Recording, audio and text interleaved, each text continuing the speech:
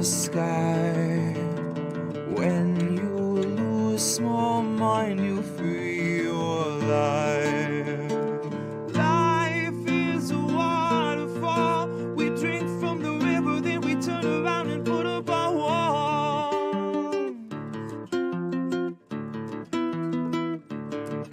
Swimming through the void, we hear the words. We lose ourselves, but we find it all.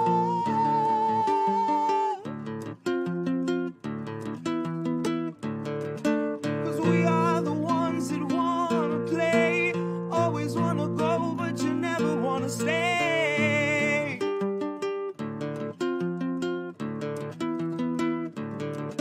And we are the ones that wanna choose. Always wanna play, but you never wanna lose.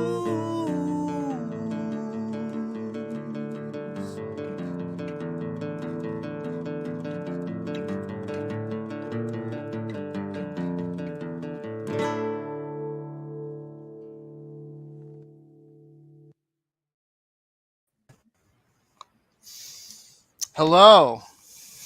Hello, everybody. Welcome to another episode of Postmortem Breakdown. Postmortem Breakdown. So, yes, it is Monday. Today sucked at work. Which, it's that, office space. Somebody's got a case of the Mondays. Yeah. Yeah, pretty much. So what did you do this weekend, Andrew? Anything exciting? I was in New York this weekend, and actually started watching the Dahmer show. Oh, Yeah, that's on my Jeffrey list. Dahmer. Yeah, it's I don't really know what to say about it, because I feel like if I were to start really talking about it, we'd have to make a whole episode on it. So You'll have to do my next true crime show with me. We'll table that, but yeah, there's a lot to be said about that show. Yeah, so started watching it, and man, is it a lot. Yeah, 86 Blackberry White says go Phillies. Yes. Yes! I will, the Astros, I will be rooting for the Phillies against the Astros, because the Astros. Better! This Philly girl said. I rooted for the Astros against the Yankees because I hate the Yankees so much. I was willing to the Yankees. Hate on me all you want, people. I hate the Yankees, and the reason I hate the Yankees is because their fans are fucking obnoxious in person. Yeah, I'm not saying y'all are, but like a lot of the ones I've dealt with, also they're hubris. And I don't like how they're like very much like, you can't have tattoos, you can't have cornrows, you can't, like, come on now. So I was like, no, I want the Astros. And then the Yankees got blown away 4-0. What? Oh, dude.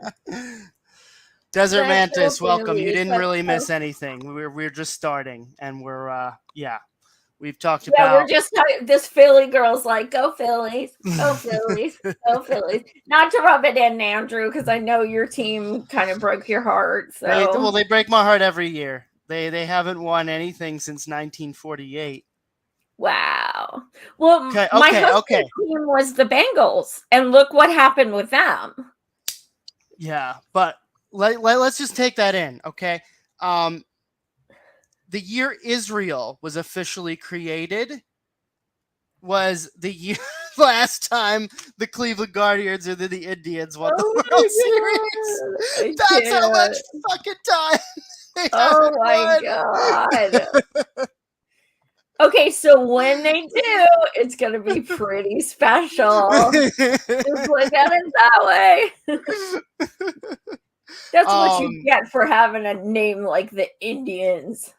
Yeah, well, now they changed their name, so, I know. Times are changing. Yeah, Dave L. So I don't know if you heard about this, but Ted Cruz went to a baseball game at Yankee Stadium to see Game 4, I believe, between the Astros and Yankees. And the Yankees fans completely ripped him a new one. They were like, boo, go back to Cancun, you racist piece of shit. Like, they were just like people sitting by him. So that almost makes me have a soft spot for the Yankees fans for just that second, right? That's awesome. They're shitheads all other times, but I was like, all right. At least you gave it to Ted Cruz. That is awesome. I could deal with that. So, yeah. Yeah. So, also, I want to give a shout out to Revolutionary Blackout Network, who had me on their panels yesterday. I was on for a little over 3 hours for disability and healthcare panels. And for the last panel, some of my teammates from M for All joined. So shout out to them and JB for always thinking of me and always inviting me to, to do important things like that. It means a lot when anyone from indie media is, wants to, is open to hearing my voice. I'm always appreciative. So if you missed that, you can check it out. It's all recorded. But yeah, it was yesterday for about 3 hours. Yeah, I actually listened to that this morning on my drive from New York back to here this morning at like 4 Were you blown away by how awesome I was? Oh yeah, I was blown away. Real talk though. That was a really good panel. Like for both of those. It was. Yeah. It really was. It really was.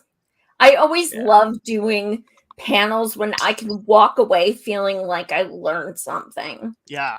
And absolutely. I did, which is, to me, is the most important thing, because I listen to myself talk all the time. But when I can, take in other stories and other perspectives, that is the most important thing.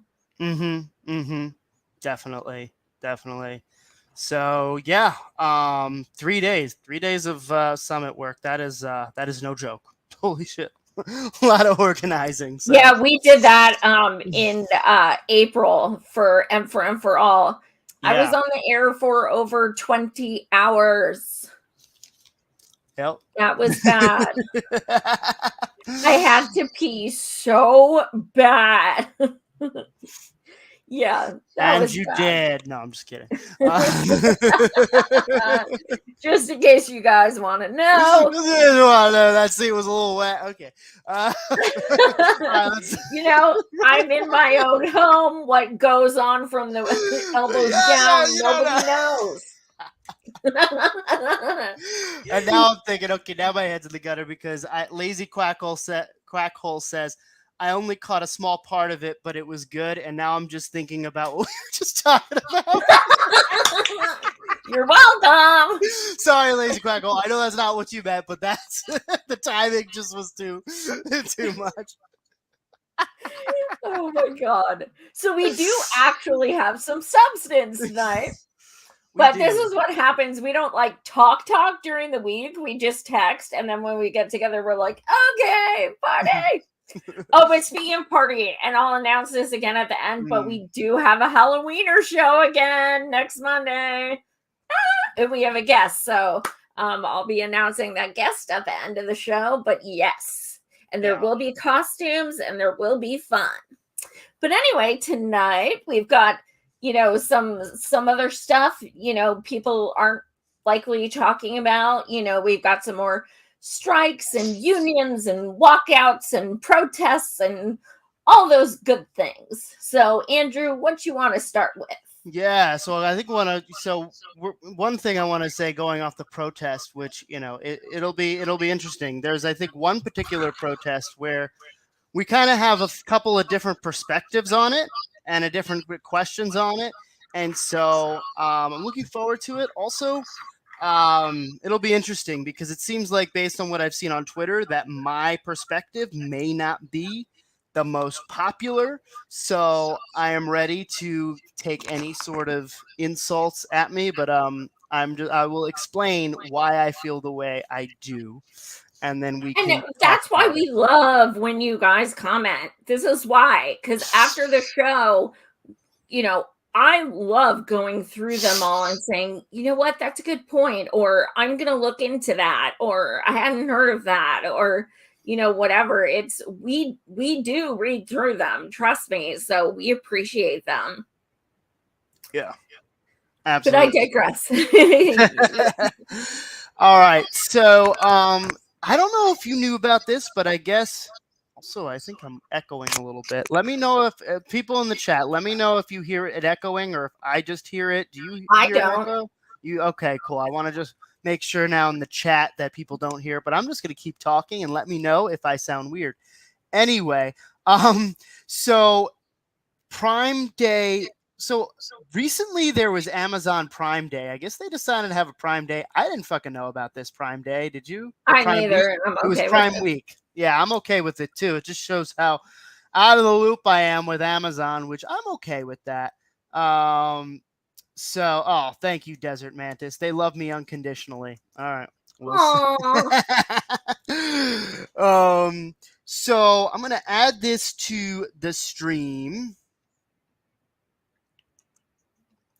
And this is what some of the workers at 3 different locations decided to do when protesting or when Amazon Prime Week happened. More money. We know the struggle. Okay. Get your money. All right. We selected Prime Week to be the week that we do the strike because this is where it's going to hit them. Because Prime Day is of no benefit to us and a benefit to the company. We have mandatory extra time that we're forced to work at no bonus to us and higher volume that we have to process. Normal volume on a regular day is between 50 and 60. On a Prime Day, we're easily up over 70,000 packages per day. They first off announced the Prime Week out of nowhere, unexpectedly. We have been asking them to pay us, so we felt it was unjust for us to be asking for something with no response and then to plan this Prime Week out of nowhere. We made Amazon $12 billion from the Prime Day. We should not have gotten pennies for profit. No one working for Amazon should be living in profit. Amazon workers across 6 warehouses in 3 states stage a walkout on Prime Day. Amazon workers in San Bernardino are setting the precedent for America, for the world. We're on strike because we had asked Amazon for a $5 raise, and we had given them to the 10th of October to come through. Over 800 employees signed a petition. Those demands were not met. They were met with them hiring consultants. If I'm in there and I talk to someone, they're watching, and as soon as I walk away, they go up to that person to try and figure out what I was talking to them about. They do everything in their power to try to divide us, try to keep us from organizing. They're spending $3,200 a day on these consultants.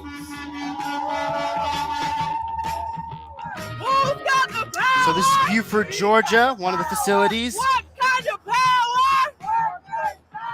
We're walking out today for the safety-related concerns that we constantly have. The belt goes so fast. There's so many packages on the belt. You don't have any place to move the packages, so they fall on the floor. They tell us to throw the packages on the ground so we can come back to them later. Then you're tripping over the packages, and they have no safety personnel on the premises on Saturdays and Sundays. We had a worker who herniated his disc. Instead of management advising him on the proper steps to file the injury report, they told him to use his personal time to go home. We're disposable. They just throw us away and get another one more easily replaced. Certain safety violations increase productivity. So they let us get away with the safety violations because it gets them the product to the trucks at the end of the day. Stone Mountain, Georgia. It's another facility. The reason we walked out today is because we know we're not getting paid fairly for the work that we're doing. Unfortunately, right now, some Amazon employees are sleeping in their cars. As far as the union bus taxes, ATL2, I don't even know how to get started. A lot of it is discouraging employees, threatening them, violating their federal rights. I had management tell me this morning alone, just walking around, oh, well, you can do this as long as it's off the clock. Or they got to clock out. Or you're going to be terminated, or your time is going to be taken, or TOC. People need the money. So they're manipulating, and the workers are afraid. They just told us instead at this point that we're going to get fired. That's against the law. They're having a barbecue today. We have to pay for the vendors that they actually provide for us. They want the workers to try to forget about this and all the problems that we have. It was a real issue. They want to seem like now they support us. We want safety, no retaliation. It's very encouraging to see that not only us, but fulfillment centers, warehouses across the nation are also deciding to stand up and fight for their rights, for what they deserve. I look forward to the day when it's literally, that smile from A to Z, when they could put it on a map of the country and they show unionized Amazons from Cali to New York. There's strength in numbers. And if you don't want it to be disposable, you need to be out here with us. At least 2 Amazon facilities are already organizing collective actions for the biggest retail day of the year, Black Friday. Okay. So that is great to see. Particularly, it's great to see that, I realized that in Albany, they failed a union vote in Albany recently, right? And so there has been, I've been a little concerned. It does look like that they were losing some momentum, at least from the Staten Island. It's good to see that they are organizing these workouts on Prime Day. It's good to see that they have a follow-up organizing on Black Friday, as they said at the end of this video. I just hope that they continue, because here's where I'm a little concerned, right? That's great that 3 facilities organized and did that. That's a good step. It was one day, and then they're just back to work, right? And so knowing how rich Amazon is, right, that was a little bit of a dent. I'm sure it annoyed them, right? But they know that they're coming back the next day and continuing. And so I just hope that this is a step towards actually more permanent solutions towards fighting against Amazon. I don't know. What are your thoughts? It's absolutely it.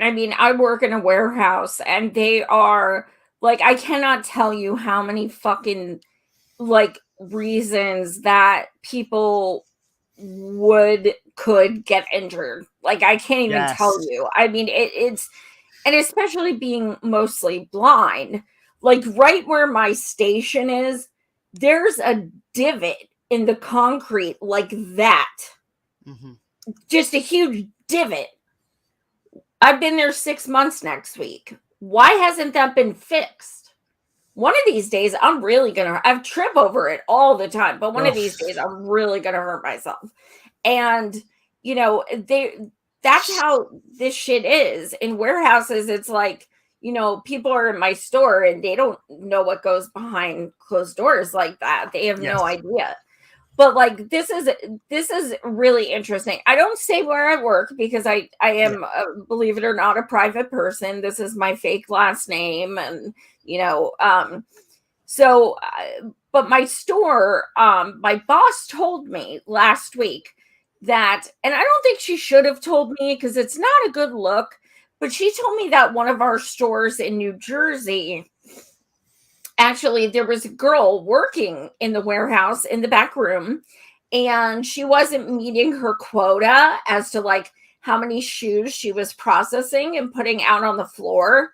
And she was getting such bad anxiety about it that instead of leaving the shoes she hadn't done till when she went home, she was throwing them in the trash compactor because she was so scared of getting in trouble and losing her job. That's what she was doing. Now, here's the real issue. She is now in jail. They put her in jail and charged her almost $10,000. Wow. Why? Because she had so much pressure on her, and she had such bad anxiety about having these huge numbers to meet.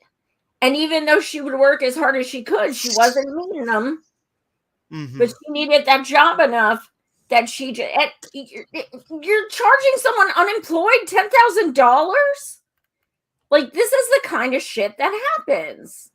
And I was disgusted. And I was like, that's disgusting. How, and I was, of course, siding with the worker. And my boss, like, really didn't understand, obviously, because she shouldn't have told me, because all it did was piss me off and make them look like assholes. But that's the kind of stuff that happens at Amazon, too. People are so scared to say something because they know they are expendable. They know they are. It's heartbreaking. People are so desperate monetarily that they know they shouldn't put up with certain things, but they do it anyway because they know the alternative. Right. By the way, Double K, thank you for the super chat. And so, absolutely. I mean, yeah. So I think I hope that they continue to push. It was great to see this. I was getting a little concerned about the Amazon movement. So glad people are walking off. And like you were off of what you were saying in terms of safety, Joy, like I found it interesting that because they increase the amount of boxes that they need to pack and they don't pay them overtime, the safety goes down. And when you look at the numbers, I mean, I wish I had them in front of me, but in past shows, we talked about how Amazon is one of the most dangerous workhouses to work at, right? I mean, there were just 3 fires last week from their trash compactors in 3 different states. Yes.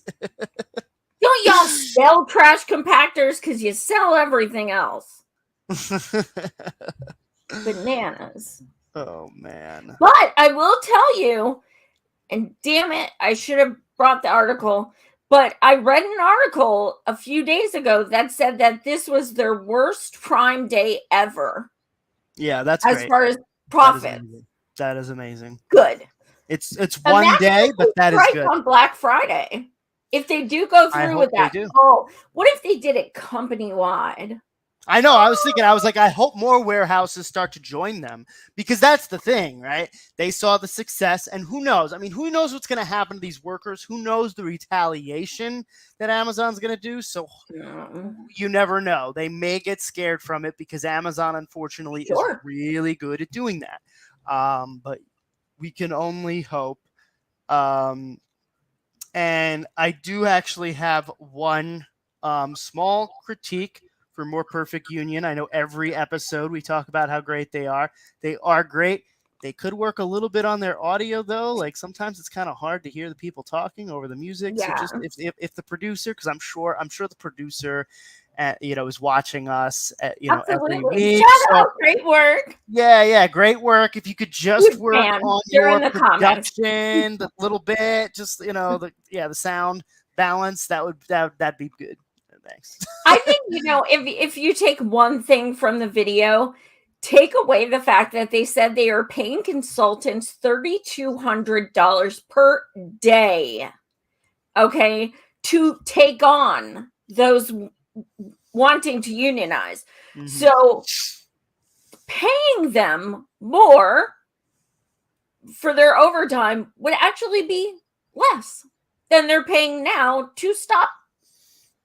Well, stop it from happening. That's always what they do, right? It's not always. It's about control. It's not always about money, right? It's the same thing we were talking about the Cisco workers, right? They were paying the scabs much more money than they were paying the unionized workers who were going on strike to renegotiate their contract. They were paying the cops on details $80 to $100 an hour, according to the workers there. They got all this money to spend. Money, yes, exactly, Desert Mantis. Money is not the issue; it's control. And once you realize that, it all makes sense, right? And so that is capitalism, control. That is essentially what it is. Exactly. So I wanted to just talk about this real quick. It's just a quick video. This is Chipotle, they unionized. So here we'll read. The company did as a whole.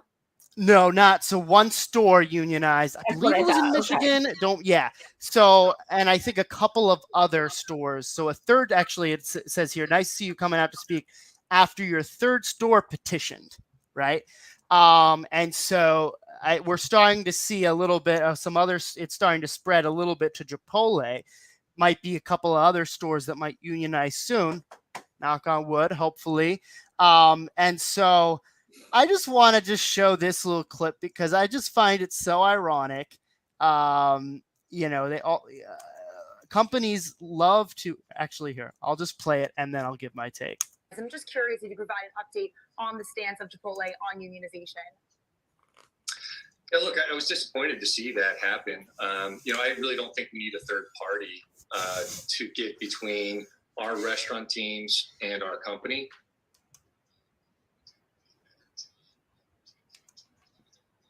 Oh, I cut it out a little early, but then afterwards he said, we do a better job communicating directly with our companies. That was the last thing he said. So, yeah. Ask the employees, because I have a feeling they might say differently.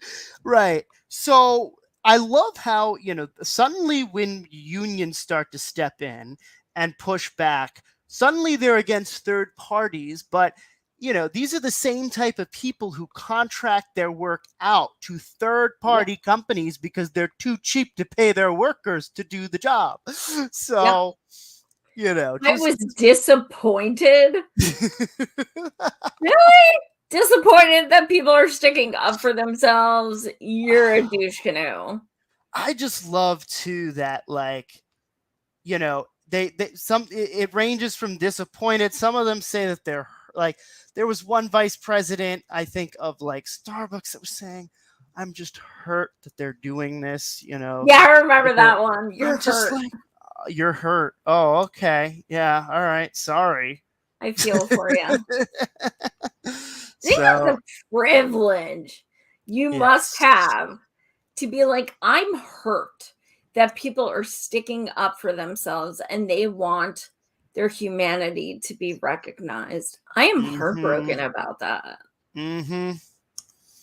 Yeah, it's a tragedy. Well, thoughts and prayers, right? So, and you know what, Chipotle, if you're watching, let me tell you something. You don't pay your workers nearly enough, and let me tell you something. When I first started going to Chipotle, you charged $1 for guac, and now it's $2.85, and that's some fucking bullshit. $2.85 to put a scoop of guac on your fucking burrito? Hell no. So you're gonna be triple charging. You better pay your fucking associates more. Take that. Yeah. Tell them. All right. So we're going to be switching over talking about some protests that are happening in Haiti. So this is what we disagree with, right? Because I think we should be bringing in outside intervention and Joy. No, I'm just kidding. I was like, wait, what? I don't know. I'm having technical difficulties.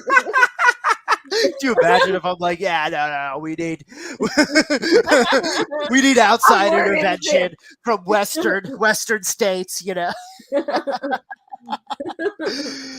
Oh man. So also last week it was our 1-year anniversary of doing this show. Yes. Yay. But I digress. So I stand with Haiti. Absolutely. Hands down. Yeah.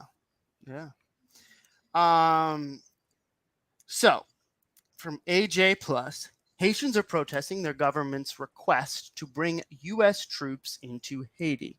Haiti has been subject to foreign intervention at least 3 times. The last intervention brought a UN peacekeeping mission, which has since faced multiple allegations of abuse. Shocker. All right, hey, stop. Let's go to the beginning. All right, cool. This is on, right? Cool. It feels like I'm echoing again. All right, let's go. Thousands of Haitians are standing against their government and telling the U.S. to stay out of Haiti. Non aux Canadiens, non aux Américains. Vous êtes des monstres. Vous n'avez pas de solution. C'est vous le chaos. C'est vous les crimes de gangstérisation. Sorry, need to translate. Give me 1 second. On October 7th, Haitian Prime Minister Ariel Henry called for foreign intervention to fight gang violence. However, there's more to this story than the Prime Minister is letting on. Haitians have been protesting for months over inflation, food prices, and water shortages. But in September, Henry announced a plan to cut fuel subsidies that doubled the price of fuel on the island, which caused protests to escalate. One group even began blocking deliveries from Haiti's main fuel port in protest of the plan. Clearing this blockade is one of the main reasons for requesting foreign troops enter the country. When you are at the root of the problem, you gangsterize the country. There have been massacres and squandering. The three powers, legislative, judicial, and executive, no longer exist. As a result, you can no longer be part of the solution.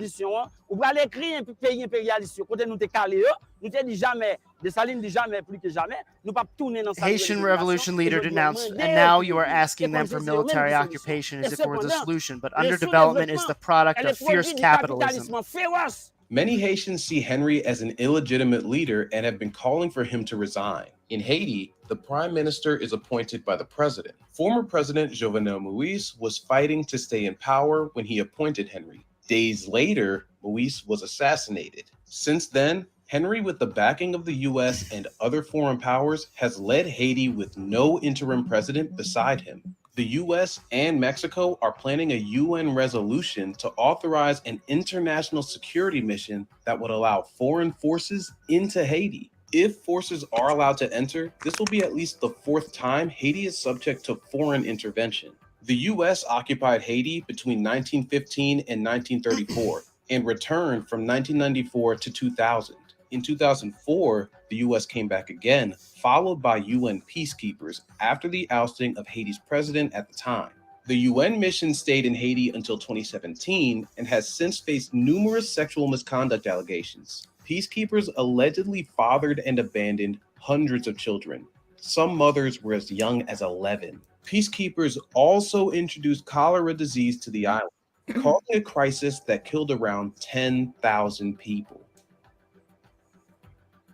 So I'm not sure who in the audience has seen my interview with journalist Dan Cohen, but he just finished up making a documentary on Haiti, and it's very interesting because, well, first of all, it's like, you know, even if you watch the trailer, it puts things into so much perspective right now.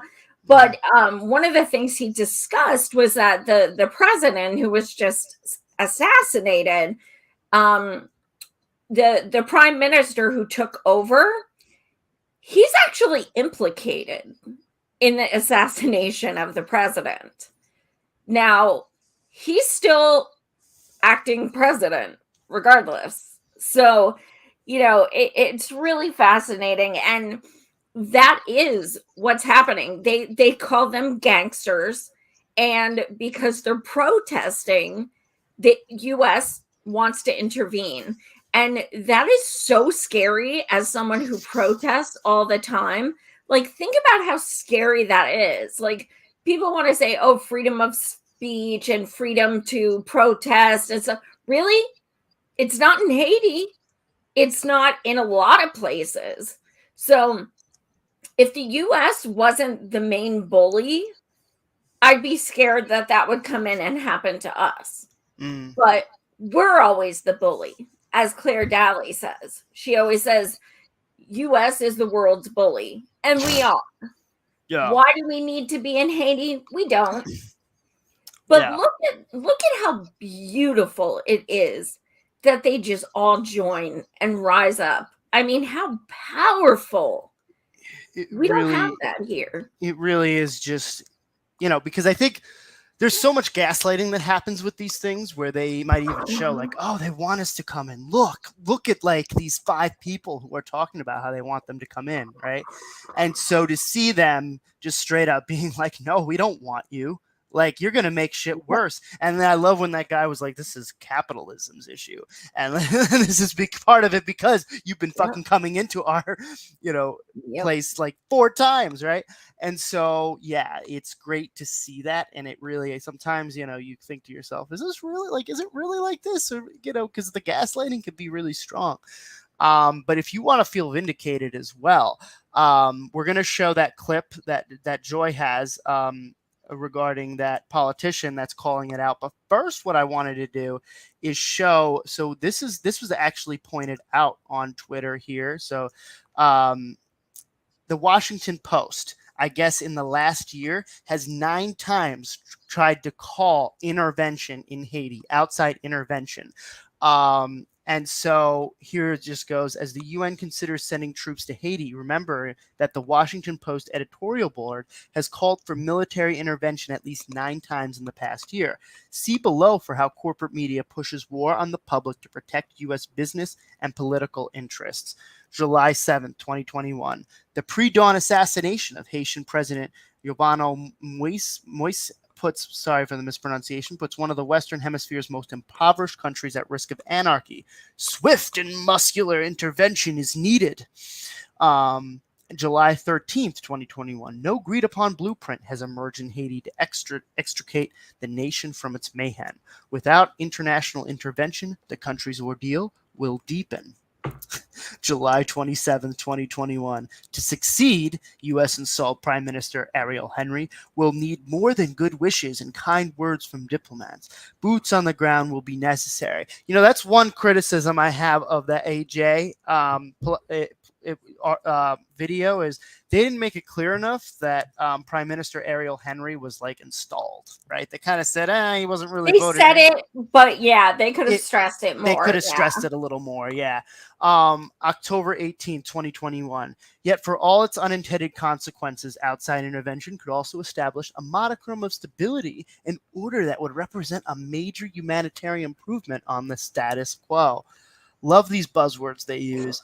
October 31st, 2021. In July, the Post editorial board called for international intervention to prevent what we saw as foreseeable emergency. That emergency has now arrived. Will the world continue to avert its eyes and give excuses for inaction? August 6, 2022, without they're using muscular again. Without muscular international intervention, the country's suffering will deepen. To ignore that reality is to be complicit in the world's disregard for Haiti's anguish. Again, trying to point the guilt card where it's like, oh, if you don't intervene, people are going to get hurt and we need you to save them. No one relishes. I think I might have said this on the last show, but it really hit me. This one lady who was in Haiti and her family was in Haiti said, you know what? I'm so sick of Americans thinking that we need to be saved. Mm-hmm. We don't. We need people to pay attention to us. And I thought, my God, that's so powerful. And I wish people would actually listen to those in these countries that we keep intervening in. We don't want you to do it. They don't want you to do it, but you're doing it. Yeah. This last one from October 18, 2022, I think is honestly the most disgusting one I'm seeing. Haiti's descent into anarchy accelerated. Only now is the Biden administration throwing its weight behind international intervention, sending in a force that would presumably include U.S. personnel in subcapacity, right? So here they are, they're trying to make Biden look like he's like a pacifist and weak, and that's how they really do it, right? That's where the propaganda starts, where, they start to get more people to be like, what are you doing? You're being late, and, why not now? And so, yeah, I think it's just good for us to really see the kind of words that they use, because this comes in many, many different forms. As the U.S. continues to envy different resources that different countries have, envy different trade routes, right? Oil, and wanting oil companies to allowing them to get rich off of profits from them. So yeah, it's quite a. So let's now bring in this speaker that you so choose, Dr. McMahon. Okay. So yeah, Joy, anything you want to say before I play this clip? Because you picked out this clip. I think Mick states it perfectly. Mick is like the partner essentially of Claire Daly. Claire is a badass bee, and Mick is as well. I guess they're the real squad, I guess, if you will. We could use a dozen of them. True. All right. Tens of thousands of people from Haiti have been protesting against the US-installed regime of Ariel Henry.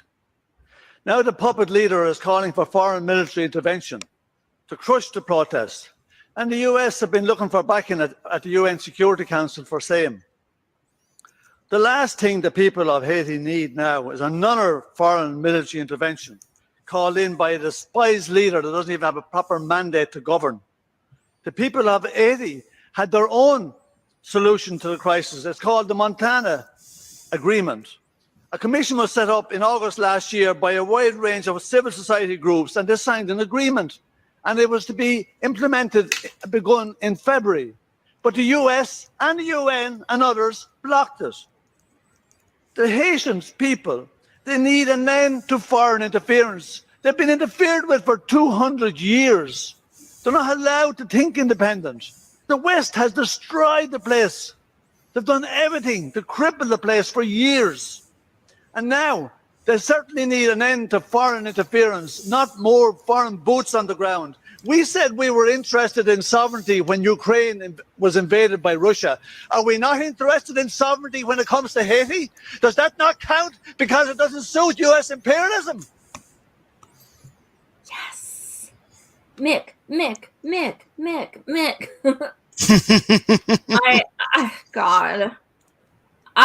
Between him and Claire, I just think they are just, they're just phenomenal. And they truly speak for us.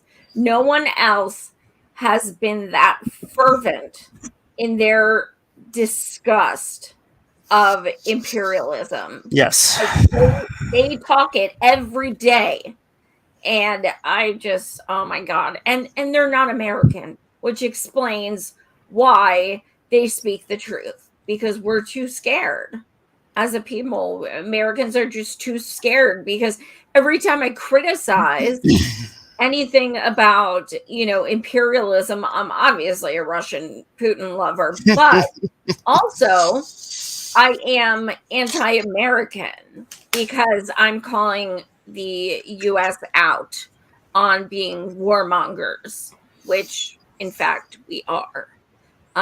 So I think a lot of people are trepidatious to even call out things like that because they are labeled as being anti-American. And I mean, call me anti-American and I don't give a fuck. I'm not. I am pro accountability, but some people would rather just be offended, by words rather than us blowing up people and families and children. And it's so sad. Like, when are you enlisting? Please tell me, when are you doing it? You're not. So you're totally cool with people giving their lives for wars that shouldn't be fought. But like I always say, like, politicians who have kids, unless they want their kids to enlist, they shouldn't be voting for that war. They need to think about it as though their kid is going to be over there. Is it worth it? And there was there's a book that has all these different amendments that almost or I should say things that almost became amendments. I don't know how close they became, but Yes, we read some the one day. yes, and one of them was literally like, if you are going to vote for a war to happen, you have to go fight for it, or something along the lines of that. Yep. And can you imagine how different things would be if that was the case? Yeah. Closer to peace than we've ever been. Exactly. So, 86 Blackberry White says, Mick looks like a good person to get high with. Yeah. Right? You're not wrong. I mean, he's a hippie. He's got to be a hippie. I mean, yeah, probably. I mean, his hair says party. I mean, it just says it. Party in peace.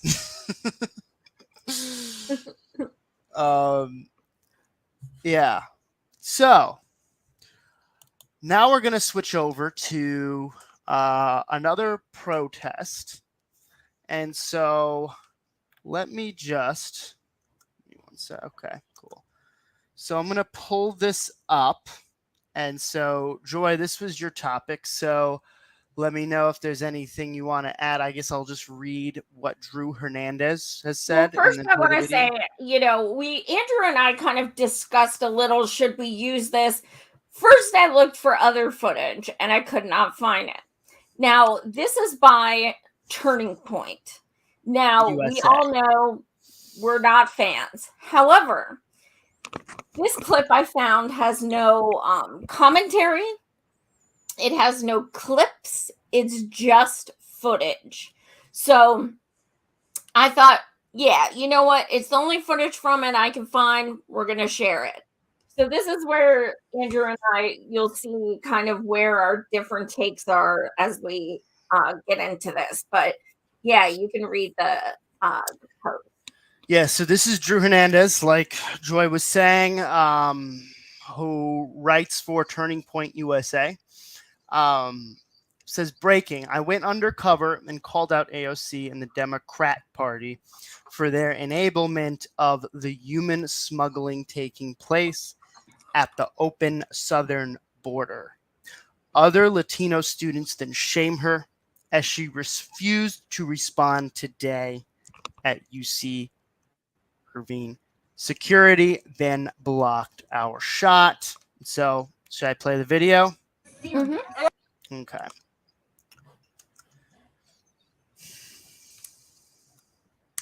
AOC, what about the migrants? What about the migrants, AOC? What about the little kids being raped at the southern border? What about the migrants, AOC? What about the little girls getting raped? AOC, you're disgusting. Talk about the little girls. Talk about the rape trees. What about the rape trees? AOC, what about the open border? Denounce Joe Biden. Denounce Joe Biden. Denounce the human smuggler in chief.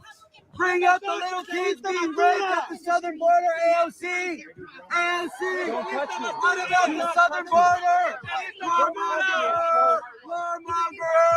Hey, AOC. It's your party. It's your party that has the open border. The blood is on your hands, AOC. The blood is on your hands, AOC. The blood is on your hands, AOC. Where's your photo op now? Where are the tears now for the little girls being raped? Tears, fake tears, fake tears, fake tears, fake tears, fake tears. AOC's a liar. AOC's a liar. AOC's a liar.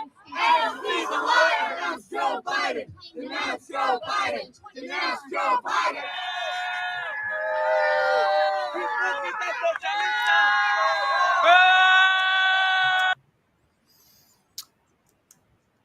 Okay. So just to surmise, what I heard was stuff most of us have said. You have fake tears. Blood is on your hands. You are supporting a warmonger. Things like that. That's what I hear, and I see a lot of people of color protesting, and chanting. And then in the background, I hear AOC saying Republicans, blah, blah, blah, which is very typical. And then she turns around and waves, which is passive aggressive, of course. So that's why I showed the video, because I, am a fan of protesting, and it feels really good to do stuff like that at rallies. So now Andrew's going to play a clip of the video that he found. Yes, Yeah, and I have not seen this yet. Honestly, it may be the same video as well. It's just it was accompanied by an article that had some things on it, but let me just see. I'll play it real quick. It might be the same one. And then if not, I'll just give my take on some of this, right? Because I think, there's a lot of things that are nuanced here, and I think we just need to unpack it a little bit. And so here, let me see here. I know, suspense. All right, so. Serious. AOC, what about the migrants? It's the same thing. It's the same thing. Okay. All right, so we don't need to show it again. All right, so I guess I'll start by saying, right, like, I've been very disappointed in a lot of the things AOC has been doing, right? And I think we've made this clear from the start that is the case, right? I mean, the fact that she gave some of her money that people had donated to centrist candidates just shows, amongst many of things, that she is a sellout, right? And I definitely support people having the right to protest, right? I support their right to be there. I think it's just important when we look at who is leading it, right? So the person who was leading it was David Hernandez, who, what was that his name? I want to make sure I get his name right. Drew, I think. Drew Hernandez? Drew Hernandez, okay. I think so. Who is with Turning Point USA, right? So he was the one who was leading this crowd, right? And I want to just be clear, Turning Point USA, I was just even looking up on IB Times. They are funded by Unintimidated PAC that funded Scott Walker, the Tea Party Patriot Citizens Fund, Club for Growth Action, right? They have this far-right money. So I think it's important when he's leading this protest, like, what is the end goal here? And that was my question, right? So you're protesting AOC. That's great. What specifically are you protesting? And when I was reading some of the article, right, I was a little concerned because they were bringing up the whole open borders situation, right, which is something that they're like far right wingers are trying to say. Oh, we have open borders. We have all of these people coming in, crossing in from Mexico. It falls into that trope, right? So I think it's just important. I think my main takeaway is it's always important to just look into specifically who is protesting AOC, because I'm all for people protesting AOC from the left. My fear is I'm not sure if they necessarily have the same goals that people on the left have, right?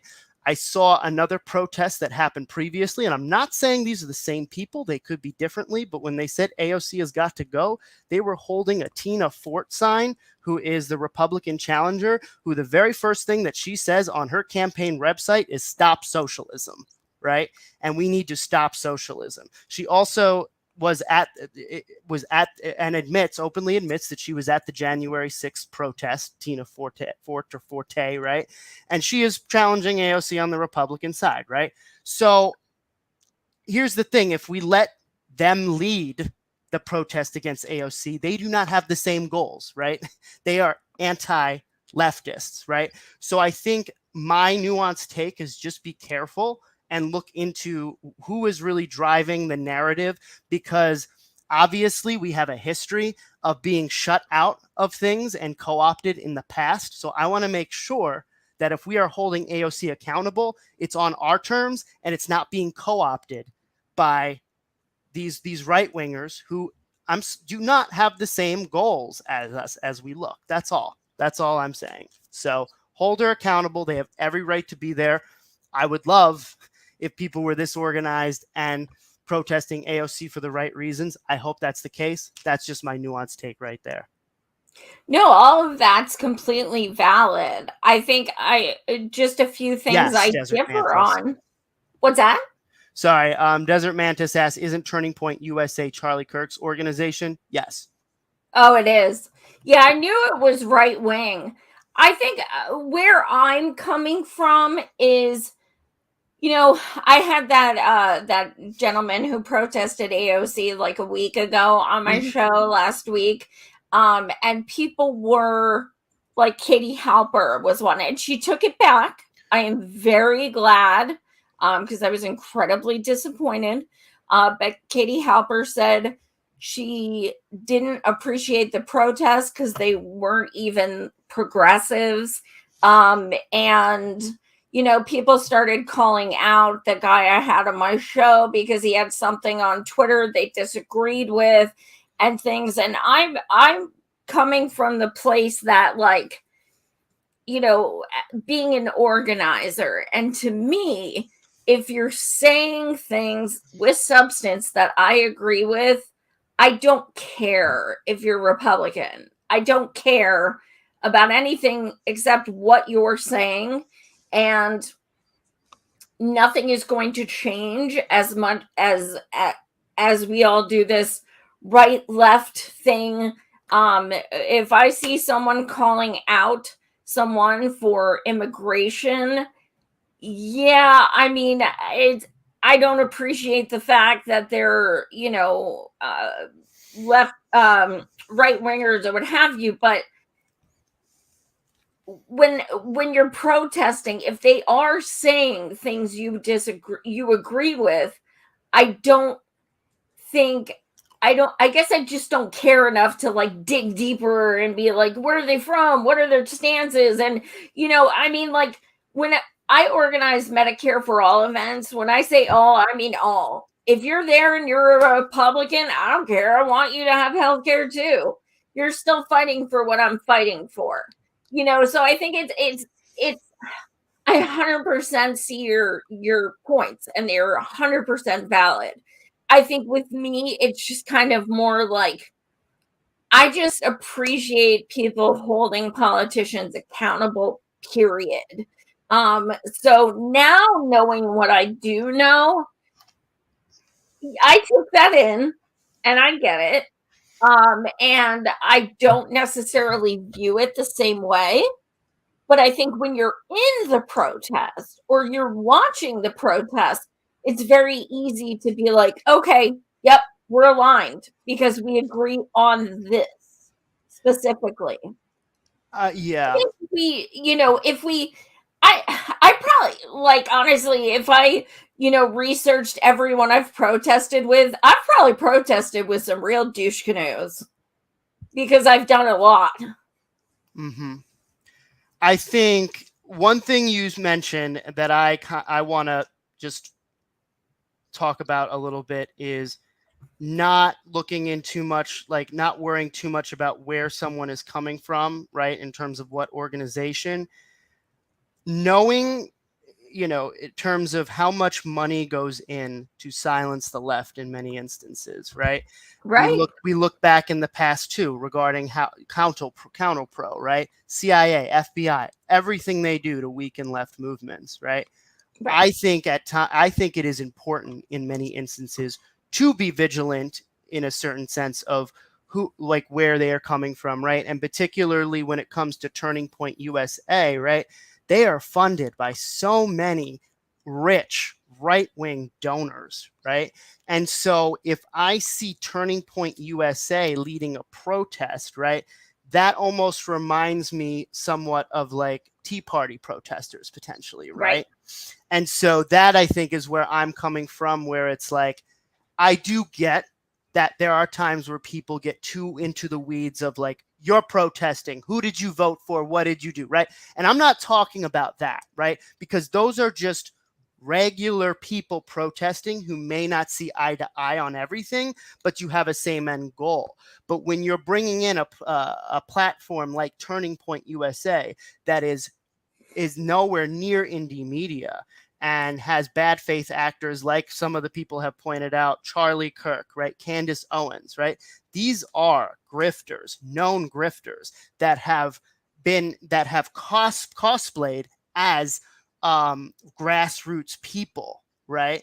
And have had a huge impact on millennials. You know, their whole point is to try and bring millennials to the right. I mean, that's really their shtick, right? Because and millennials and Gen Z, because they realize we're the ones Gen Z in particular, they're getting fucked. So by default, they're to the left, right?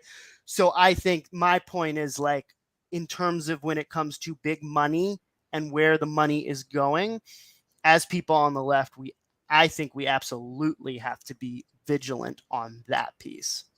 That totally makes sense. And I do want to say, admittedly, and I'm not proud of this, I didn't know who that guy was. I didn't know he was from Turning Point. I just thought he was sharing that video. So, had I known he was part of Turning Point and that he was leading that protest as part of Turning Point, that likely would have made me not share the video. You know what I mean? But to me, all I see is this guy that I have a bunch of mutual follows with. That's what I checked immediately. Do I have mutuals? And I had over 200. So wow. I looked at that and I'm like, well, I never heard of this guy, but okay, cool. And I check out the video and I hear things like, you have blood on your hands and things like that. And to me, I didn't question, so it's kind of, I mean, I'm at fault for not looking deeper into who the guy was. So I think that's kind of a different situation because I don't outwardly promote things like Turning Point. I just couldn't find footage anywhere else. So I was like, okay, let's show this. Right. Not exactly knowing that guy was Turning Point.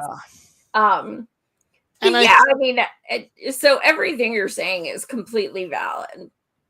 Yeah. No, I mean, I think, and we could go on. I mean, I think this, of course, just opens up a bigger conversation, I think, that we need to have as a community as well, as in terms of just some of the stuff. But I mean, I'm glad this was an important conversation.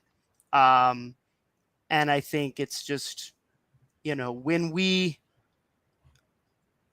have our frustrations towards people like AOC and stuff, we just need to, stay focused and keep fighting what we believe in. And I don't know. I think honestly, I think one of the biggest issues is the people on the right are just so much more organized than we are. Yes. I mean, they just are. Like, they, they don't squabble. They're not like, no, don't do it that way. Do it this way. And, they have their shit together, unfortunately. And that's why they're more powerful, because they don't ask why. They're like, let's get in the street. What's it for? Okay, cool. I'll be there at noon. Like, that's how right wingers are. And they also have money behind them. And we know. Right? Like, they do. March for Medicare for All. Obviously, I don't have to fucking tell you. You were telling me how, like, challenging it was just to raise funds for fucking ramp that didn't even work. Yeah. Like, it's a struggle out here. Nobody in power wants to fund that shit. Yep. And if they do, you're not as left and grassroots as you think that you are. Right. Yeah. So, all right. What's next? Bloomberg article. Sorry, give me 1 second. So this. Oh, and you know what? While we're talking about that shit, let me just tell you guys how CNN. Thank you, Jenna Whoopty, for bringing it to my attention. CNN did an article with quotes from my interview with John Fetterman. Okay. Put the quotes from my interview in there and shared a link to my show in the CNN article and did not credit me by name. They said a left-wing YouTuber. So now I have multi-bajillionaire corporation, CNN, using my work for free and not even crediting me by name. What? Are you fucking kidding me? First of all, I don't watch MSM. So that pissed me off because I'm like, okay, hold on. You're using my shit. You didn't even reach out for comment. You didn't even use my name. Like, it just pissed me the fuck off so damn bad. And like, you literally linked my show and everything and used quotes from my show, and you can't even say my fucking name? Like, that's CNN. They'll just exploit everyone, including indie media. They don't fucking care. Right. Yeah. And I actually DM'd the guy who wrote the article, and I was like, by the way, I have a name. And I went through this whole long thing about like, he should do an update. It's incredibly unprofessional and all this stuff. He never got back to me. I didn't think he would. But yeah, it was interesting. I'm like, how do you know I'm a left-wing YouTuber when you watch like 2 minutes of one of my shows? Like, it's crazy. So thanks, CNN. You suck balls even more than I thought you did. So I just want to say, because, Biden has been saying the economy is doing great, right? We all know it's not. But it's always good to just, again, gaslighting can be strong. Use some numbers to back up the fact that you are not crazy, right? So ask poor people how the economy is. Exactly. That's the thing. I don't want to hear it from anyone who's not poor. Yeah. Over half of working Americans have considered holding multiple jobs to pay their living expenses as inflation remained stubbornly high in September and real wages fell. About 38% of workers have looked for a second job, while an additional 14% have plans to do so, according to a survey of more than 1,000 full-time U.S. employees by Qualtrics International, Inc., which makes software used by over 16,000. Good for them. At the same time, 18% of working adults, I don't give a fuck what they do. At the same time, 18% of working adults said they had moved to an area with a lower cost of living to cut expenses, and another 13% plan to do so. Working parents in particular are on the hot seat. About 70% say their pay isn't keeping up with rising expenses. A recent Brookings Institution study estimated that the current spike in prices means it will now cost more than $300,000 to raise a child to age 17, up $26,000 since inflation took hold. Nearly half of working parents have looked for a second job and are almost twice as likely to have moved to cheaper cities than employees without children. You gotta love how they keep saying because of inflation. Like, it's just been going on for like ever. It's Right. not new. Right. It's definitely not helping, right? And so with budgets tightening, workers are searching for ways to meet the rising cost of living, including finding new jobs. But it's the gig economy, everybody. So it's business critical for organizations to understand which of their employees are likely to leave and why. Holding 2 or more jobs is nothing new, especially for low-income workers struggling to cover basic living expenses. For many office workers, however, work-from-home arrangements have opened up novel opportunities to make extra money on the side. According to a May survey by Zapier, a tech company specializing in automation, 40% of Americans have a side hustle, up from about a third before the pandemic. Now that is significant. 10% more now from before the pandemic. Not all bosses support employees' side hustles. A recent Society for Human Resources magazine piece offered employers advice on how to handle it, especially if outside work saps a worker's time and energy. So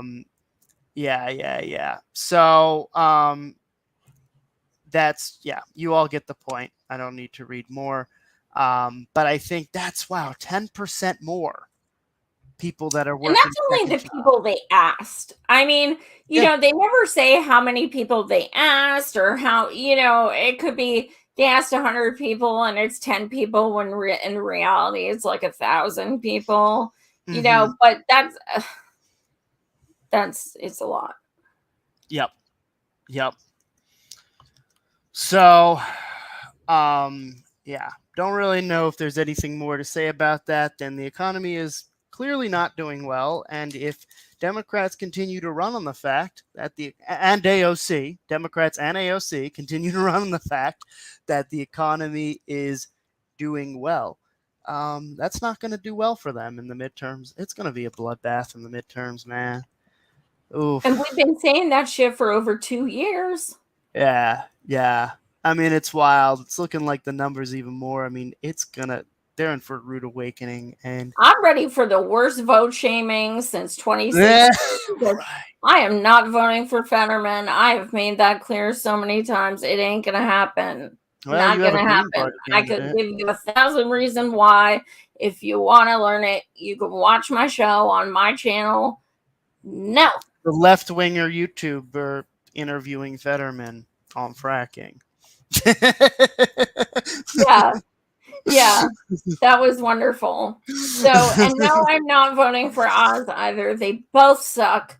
But shout out to my comrades who are running, who are actually good, who actually support Medicare for all, and who I've done many protests with against pipelines and things like that. Michael Badgers Canning and PK Diddy. They have my vote because they actually stand for what I stand for and actually believe in things that are right. So they've got my Jenna, you said he's going to win. Are you talking about Oz or Fetterman? I'm curious. Oz will win. You think Oz is going to win? Absolutely. And you know what's weird? And like every Pennsylvanian I've talked to has said that, even shit libs, that like Oz's commercials before Trump endorsed him were like really good. Like he was like, I'm taking on the machine and like, you know, I'm gonna make corporate America pay for this and that. And I was like, I might vote for a Republican for the first time in my fucking life. Of course, all that changed, but it was amazing. Like his commercials were bangers, like in the beginning. But yeah, I'm pretty sure he's gonna win. And then I'll have to listen to 2016 vote shaming of how my one vote made Fetterman lose.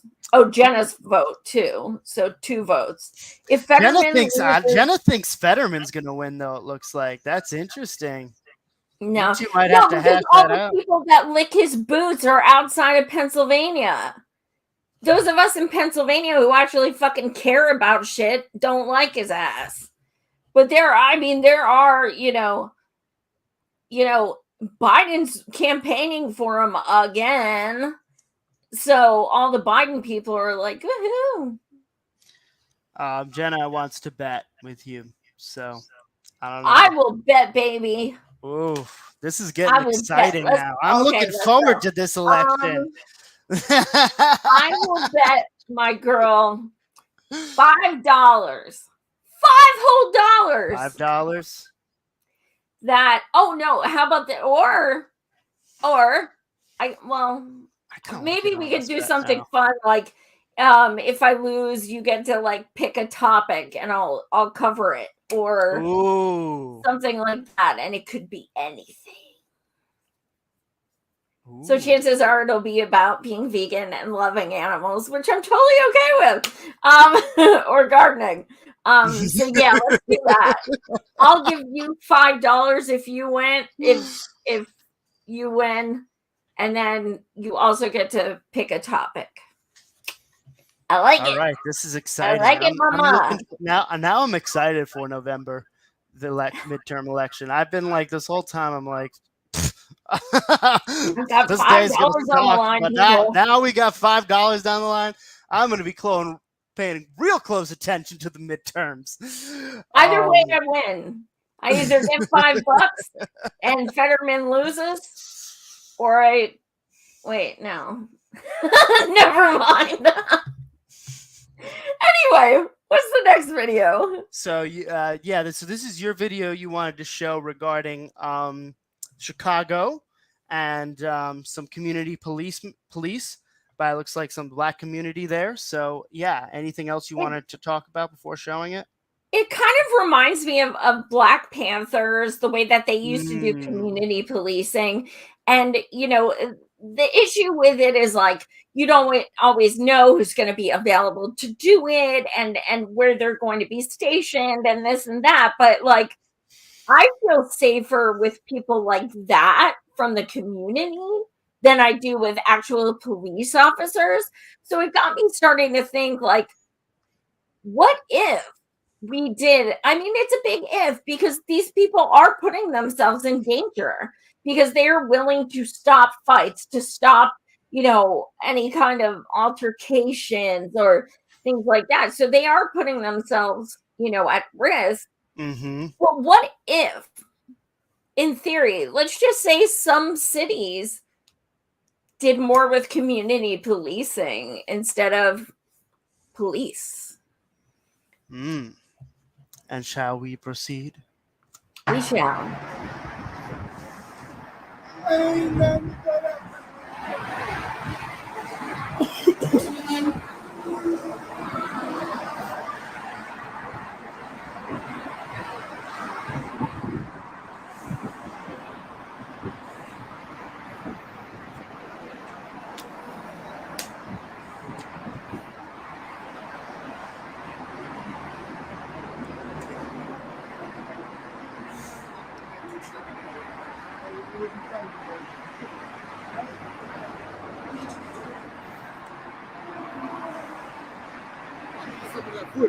On my cheap ass phone, you gotta go CCSC. You gotta get to the video.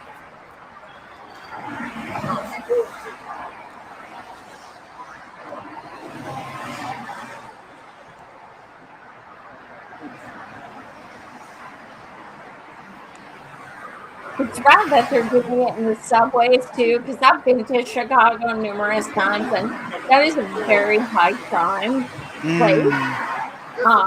So I guess the idea is they have the numbers, you know what I mean? So they're putting themselves at risk to try and, I think, this could really change people's minds about police in some respect.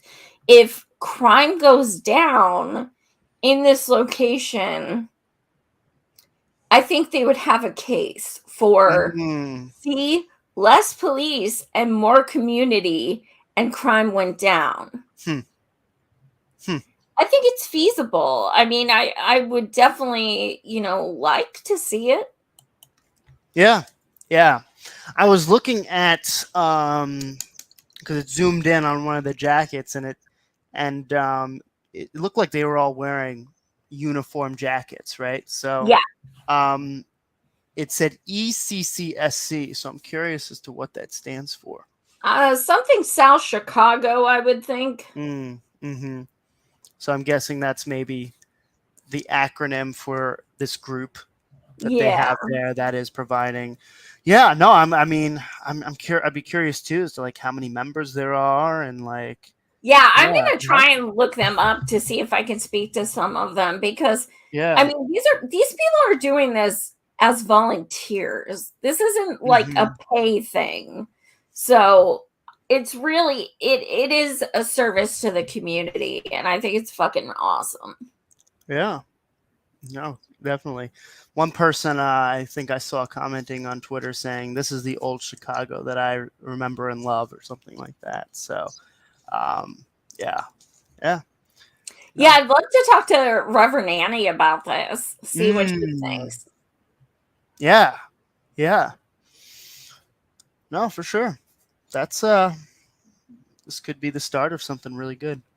Who knows? Especially if it works in a big ass city like Chicago. Right, because that's the thing. It's like if this starts working in a big city like Chicago, then like other major cities are going to start doing this or similar. I mean, if you think about it, like you think about like small towns in the South and stuff, they essentially are community police because they have like one sheriff for the entire like area. You know what I mean? And neighbors do watch out for each other, and neighbors do stand up for each other and things. So it's kind of like that, but on a broader scale, really. Mm-hmm. Mm-hmm. Yeah. So, we are gonna approaching our last topic. Well, last serious topic with Professor Jeffrey Sachs. So, yeah. Any disclaimer here before we proceed? I just think he's awesome. Toast. The most violent country in the world in the 19th century, by far, was perhaps the most democratic or second most democratic, and that was Britain. You can be democratic at home and ruthlessly imperial abroad. The most violent country in the world since 1950 has been the United States. It's been by far involved Jeffrey, in more stop wars. now. In more wars. Let's Jeffrey, I'm Jeffrey, I'm your moderator, and it's enough. Okay, I'm done.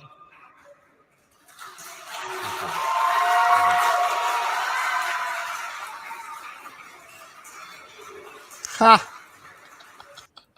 So Violent. dude reminds me of Mike Rebell, just because he's so matter of fact and about imperialism. And what he said is fucking true. But the clapping of the people when he gets cut off, that's what's depressing. Because someone had the balls to say something that is true, not just an opinion, but true. And then people are like, because he gets cut off. Well, that's not you took it. Interesting. I kind of took it as a lot of those people were like clapping because he made a good point. No. They started Really? clapping when he said, okay, I'll stop. Interesting. I don't know. Because some of them were kind of like smiling, like, damn, he got them. So I don't know. No, I'm quite certain it was because he had them. With the timing of it, I'm quite certain it was because he shut him up. Okay. Play the last few seconds again. Put in the comments what you guys think. Yeah, let's. Because I was looking at the comments of whoever shared this, and people were like, "I'm glad they clapped when he got shut up," and stuff like that. Like it was definitely interpreted as though they were clapping for that. And I know when you see people protest and they get like kicked out, everybody always claps because they're fucking bootlickers. So that's what it reminded me of. But yeah, show the last few seconds again and see what people think.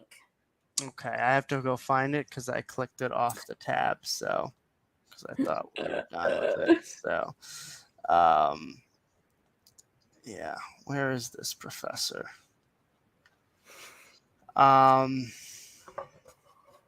Professor Badass. Oh, yes. All right, here we go. Cheering for someone. Okay.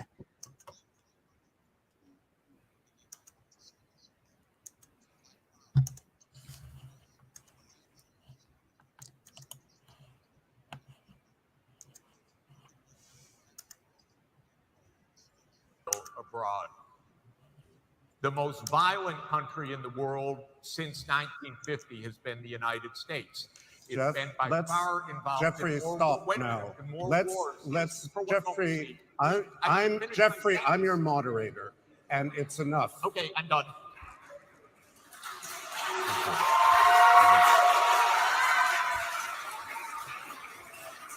See, even the other opponents clapped when he said, okay, I'm done. Maybe. So I was looking at some of the people, like younger people who were kind of like, they were dressed in white and they were kind of like kind of laughing like, damn.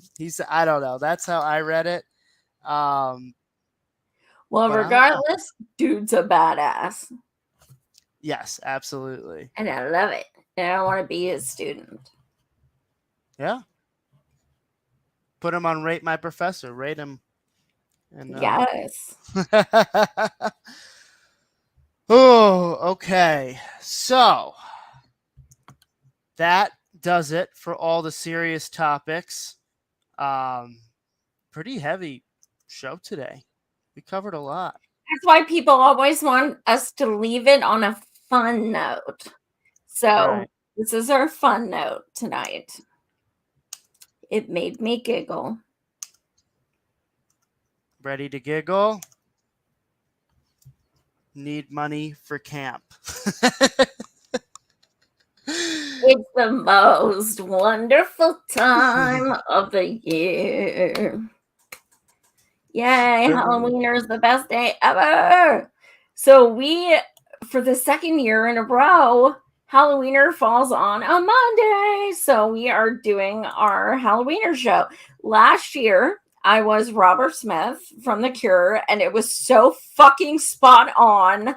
I looked at the pictures and I was like, holy shit, doppelganger. Andrew wore a hat with a football on it. I was a wee bit disappointed.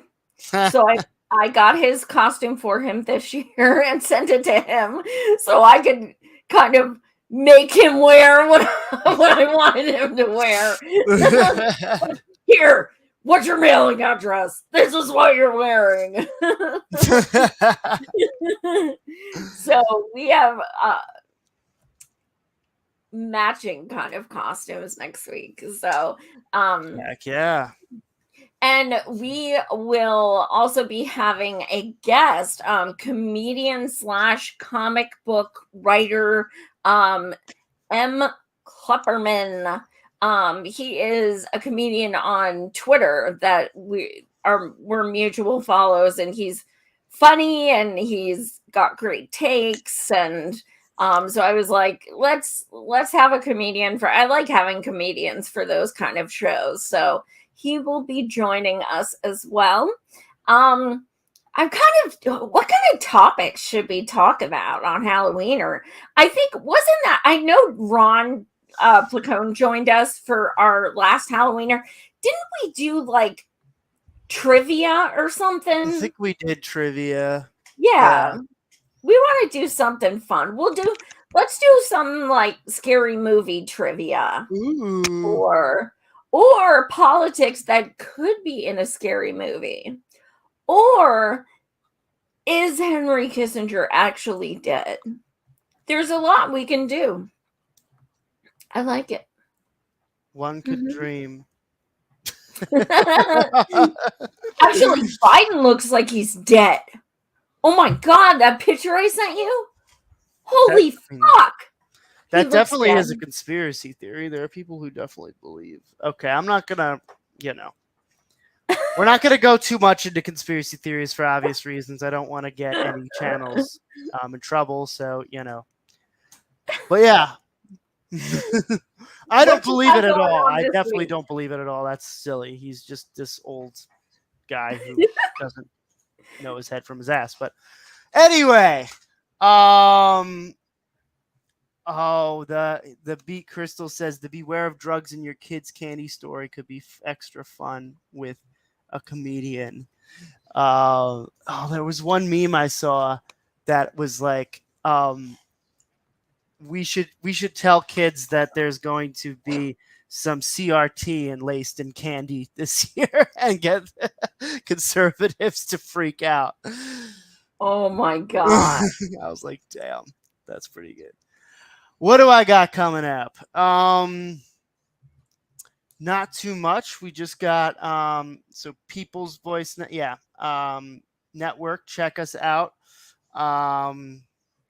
And yeah, that's really all I have right now. Yeah. All right. Well, I will be doing a at least one, probably two Twitter Spaces, where if you haven't done one, it's basically I just do my show audibly, and it's no video. It's just kind of like a podcast type form, and then you are able to jump in as well. So it's more like a discussion. You can listen if you want, or you can also join in. It's just a free-flowing discussion about what anyone wants to talk about. And it's so much fun. It's really awesome because I love getting to interact with you guys, not just read the comments, but actually talk to you guys and be able to, get your takes live like that. So I'll definitely be doing at least one of those. But yeah, Monday, 9:30 p.m. Eastern, be here for the Halloweener show. Hell yeah. Hells yeah. Also, please go to mforall.org and submit your healthcare testimonial if you have not yet. We are still, accepting submissions, and it's super important. But I think that's all we got. Thank you all so much for tuning in. And you guys are freaking awesome. We love you guys so much. Please subscribe to my channel, Savage Joy Marie Man, on Rockfin and YouTube. And if you would be so kind, I do have a Patreon. You can subscribe for as little as $3 a month. The super chats and things like that to Real Progress and Action, they don't go to us, they go to RPIA. So any, subscribers to Patreon, it definitely helps. Also, I just kind of smashed my webcam. So, and they're not cheap. So anything is appreciated. But again, thank you guys so much. We really appreciate it. And we will see you next Monday. Peace.